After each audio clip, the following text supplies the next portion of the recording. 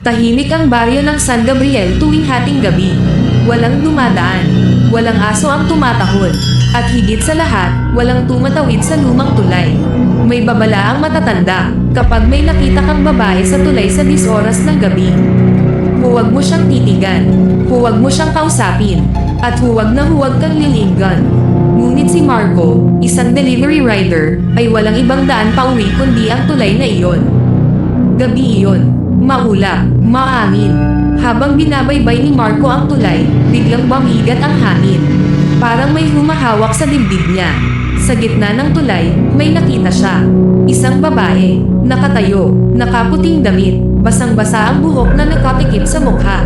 Huminto ang motor ni Marco kahit hindi niya pinipiga ang preno. "Miss, okay lang po ba kayo?" Nanginginig niyang tanong. Dahan-daang umangat ang ulo ng babae.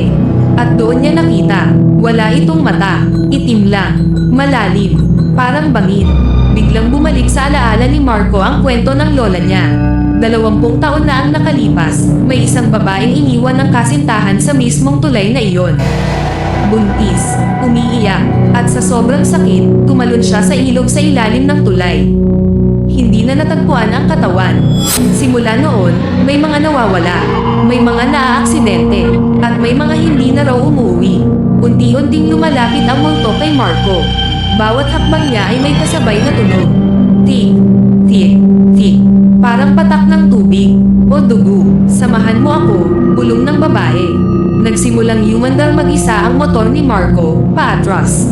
Ngunit bago siya tuluyang makatakas, may naramdaman siyang malamig na kamay sa balikat niya, at isang huling bulong sa tainga. "Salamat, may papalit na sa akin." May isang motor ang natagpuan sa gilid ng tulay. Walang sakay, walang bakas ng dugo, at pagsapit ng hating gabi, may 2 figure ang nakatayo sa gitna ng tulay. Isang babaeng nakaputi, at isang lalaking walang mukha. Lumipas ang ilang linggo matapos ang pagkawala ni Marco. Tahimik muli ang tulay, parang walang nangyari. Ngunit sa internet, muling nabuhay ang kwento. May isang vlogger na nagngangalang Ethan, kilala sa pag-iimbestiga ng mga umano'y haunted places. Hindi siya naniniwala sa multo. Para sa kanya, content lang ang lahat. Tonight guys, nasa tulay tayo kung saan may nawawalang rider. Walang edit, walang cut, totoo lahat. Bitbit ang camera at ilaw, nagtungo siya sa tulay eksaktong hating gabi. Tahimik ang paligid, may hamog, may malamig na hangin. "Wala naman tahimik lang," sabi ni Ethan habang umiikot ang camera. Ngunit biglang namatay ang ilaw ng camera. Isang babae, nakatiklop ang katawan, nakatihaya ang ulo pababa, mahaba ang buhok na sumasayad sa lupa. Hindi siya nakatayo, nakatukod ang 2 kamay at paa. Parang hayop, parang bangkay na nabuhay muli. "Guys, may tao," pabulong na sabi ni Ethan. Biglang umangat ang ulo ng babae.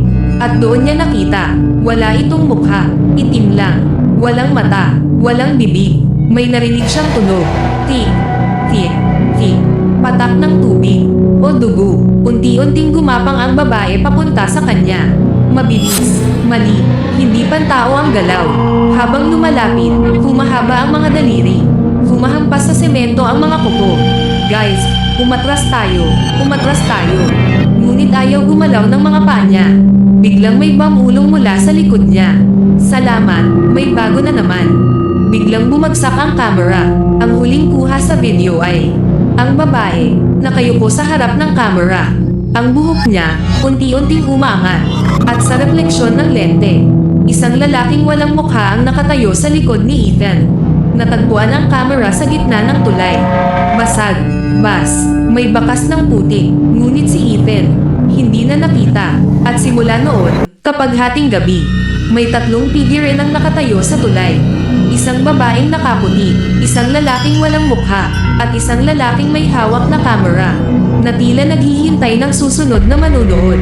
Natagpuan ang kamera sa gitna ng tulay. Basag, bas, may bakas ng putik, ngunit si Ethan, hindi na nakita. At simula noon, kapag hating gabi, may 3 figure ang nakatayo sa tulay. Isang babaeng nakaputi, isang lalaking walang mukha, at isang lalaking may hawak na kamera, na tila naghihintay ng susunod na manunood.